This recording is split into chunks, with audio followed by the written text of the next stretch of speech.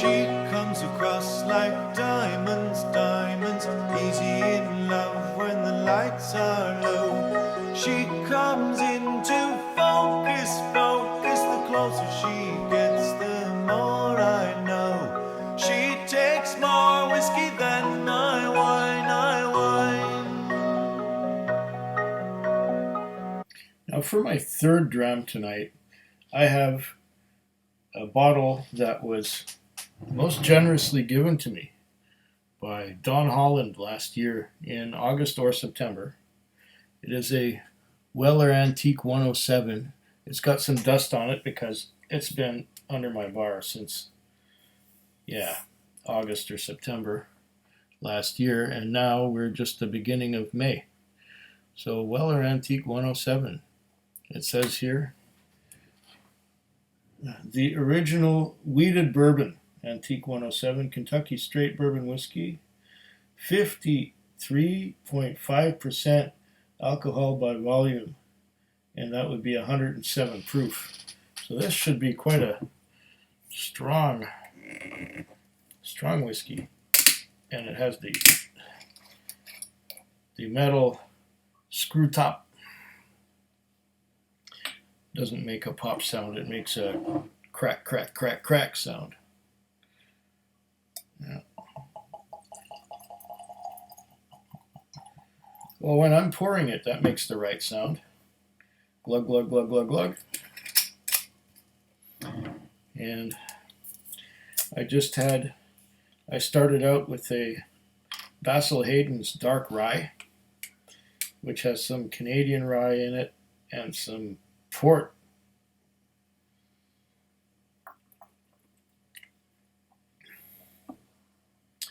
And then I had a delicious Jefferson's Ocean Voyage number 12.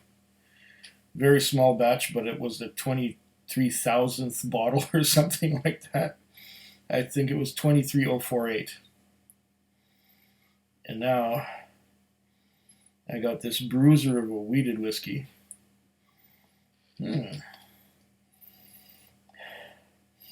Yeah, thing about weeded bourbon is you don't get any of that spiciness that you would get from the rye. You get instead of weeded a gentleness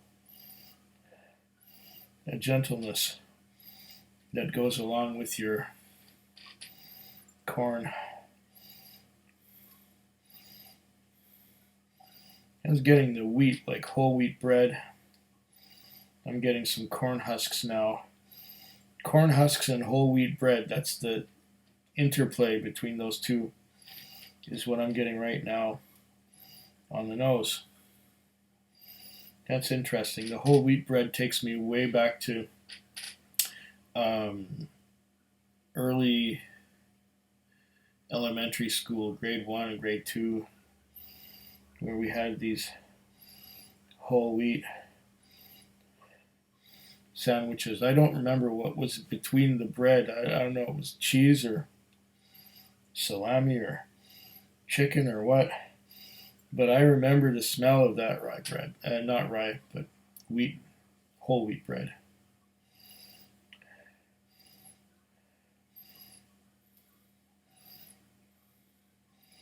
Okay, I'm getting some vanilla coming in.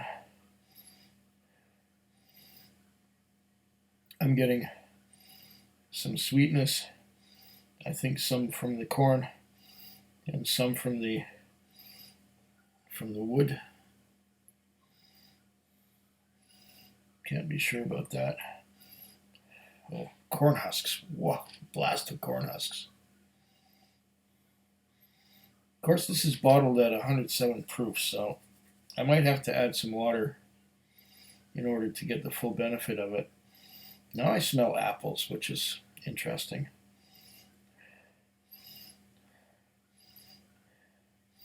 There's a few things going on here. Apples are gone now.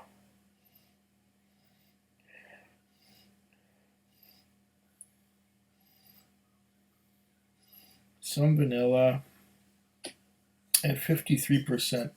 it might need water. It might be starting to act as the alcohol might be starting to act as an anesthetic because of the high concentration. There are apples again. Little green apples.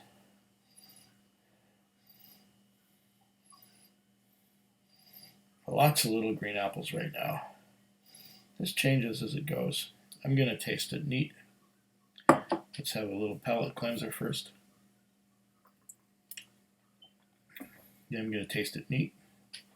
Maybe twice. And then I'm going to add some water.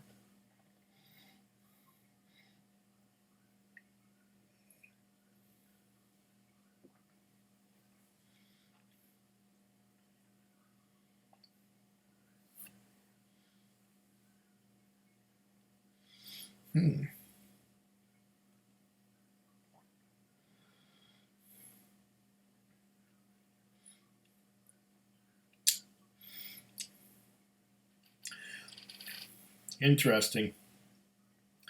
As I let little bits of it trickle down my throat. There's that Kentucky hug. I wasn't getting it earlier tonight with the Jefferson Ocean or the Basil Hayden's rye. But there's that Kentucky hug. It's a warmth right in there. I'm getting some cherries. And aside from that, I'm just getting a tingling on the sides of my tongue and a dry coating on the inside of my mouth. Was also getting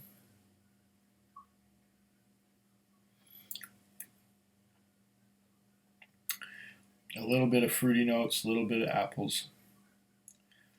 I'm going to have to try that again. The first sip sometimes doesn't give you everything you need.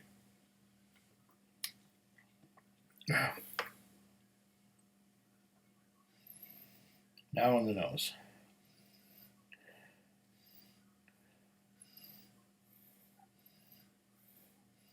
Yeah, wheated bourbon is different. You don't get that rye spice that you're expecting. Some people don't like the rye spice. I personally love it. So I'm not getting it here. I'm getting some of that wheat. It's sort of like if you're familiar with Belgian wheat beer. It's the same kind of, the wheat has the same effect on the bourbon as it does on the beer. I don't know how better to explain that.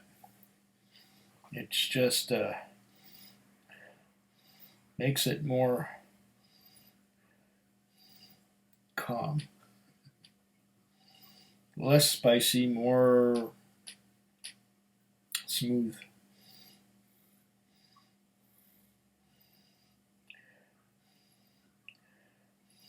Yeah. I'm getting less of the wheat now on the nose that I've had a sip. I'm getting a little bit of cherries. I'm getting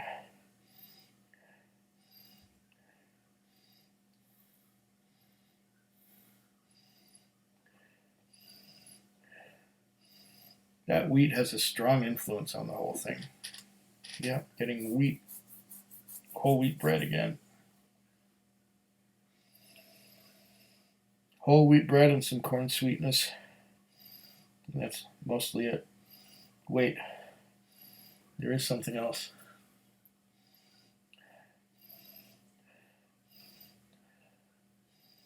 No. Yeah, some cherries. With this one, the fruits seem to alternate between cherries and green apples. Cherries and maybe some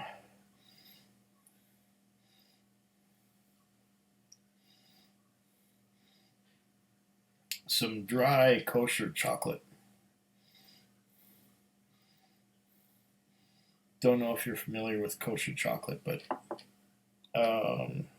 my mother used to get it sometimes.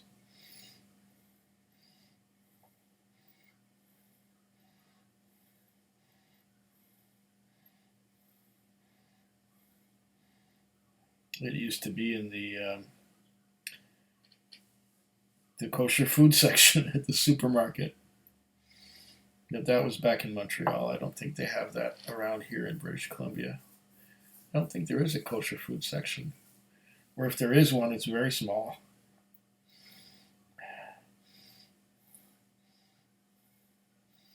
Yeah.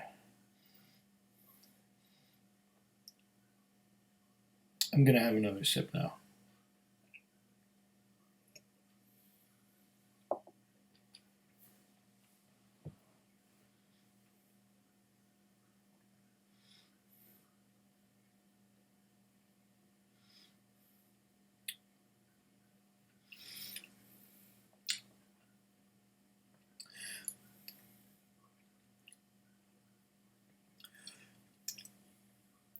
That is also interesting. There's a corn sweetness.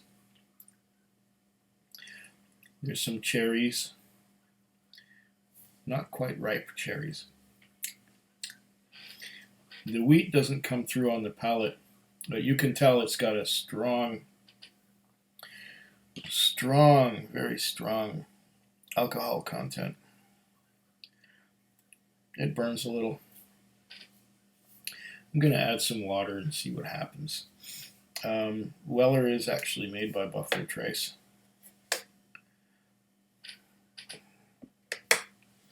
It says, oh, there's a bunch of writing on the back that I forgot to read. Here we go.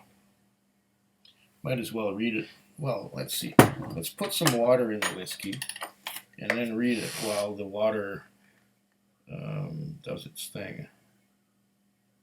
Oh, spilt a bit. There's some in there.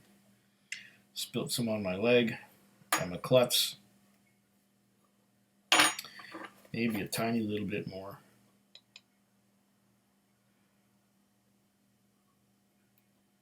Okay, there.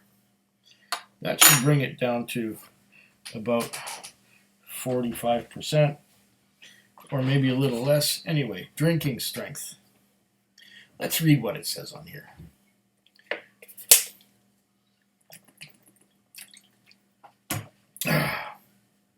I'm all disorganized today. A true whiskey pioneer, W.L. Weller, is credited by many for being the first to produce Kentucky straight bourbon whiskey using wheat instead of rye in his mash bill. William LaRue Weller's wheated bourbon became so popular that Weller was forced to put a green thumbprint on barrels to ensure that customers were receiving the real deal. This 107 proof bourbon whiskey tastes sweet yet bold, with unusual floral notes and hints of vanilla in reverence to the legacy of William LaRue Weller. Yeah.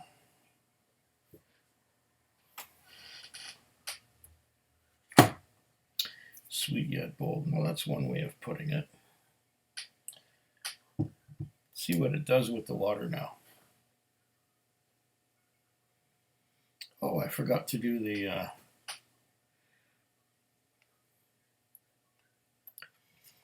legs. Oh, it looks to me like sheeting action. Okay, sheeting action.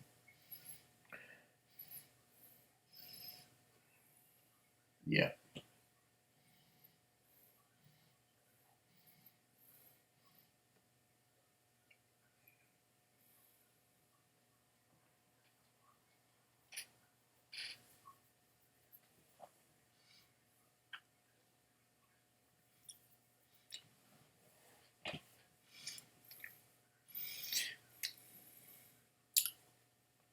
Yeah, it's sweet, but not cloyingly sweet.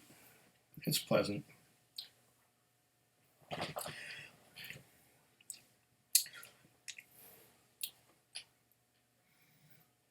The water made it drier. If that makes any sense.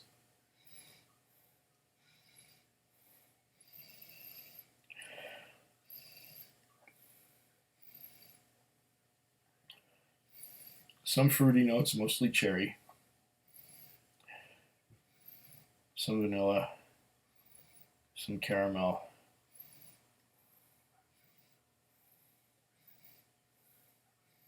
Some of that wheat influence.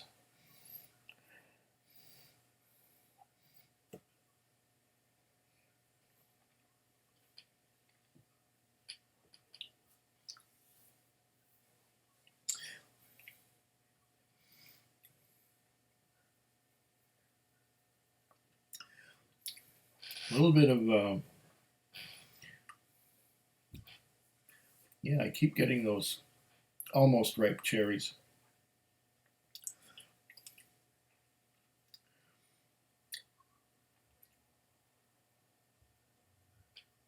And sweetness, fruity sweetness.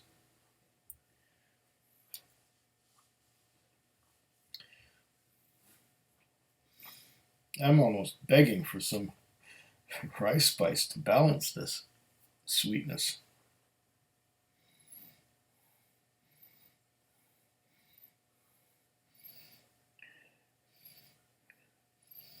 See if I can pick up anything else.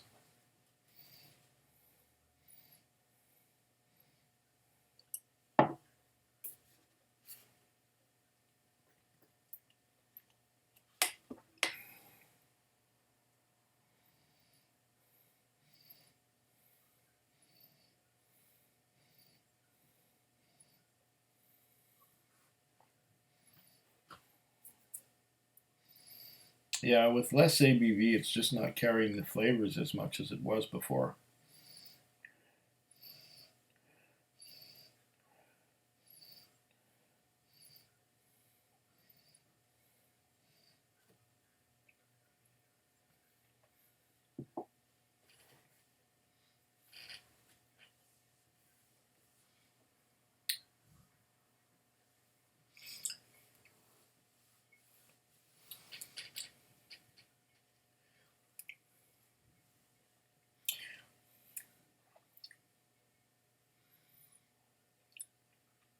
Yeah, it's sweet, it's not spicy.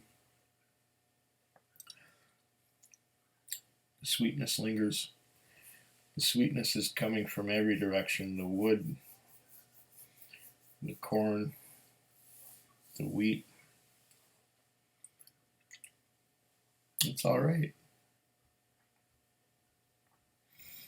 Not my favorite bourbon by any means, but it's interesting. And before adding water, it was more complex. Well, I don't know what else to say, but thank you very much, Don Holland, for sending me this gift. I really appreciate it. And I will enjoy the rest of the bottle and see, maybe it gets better as it goes down, as the fill level drops. I've had some bottles that they went all the way down to the end and then boom, they were great. I had others that halfway down they started to really express themselves. Cheers. Foodquig. Foodquig. Foodquig. Foodquig. Foodquig. Yeah.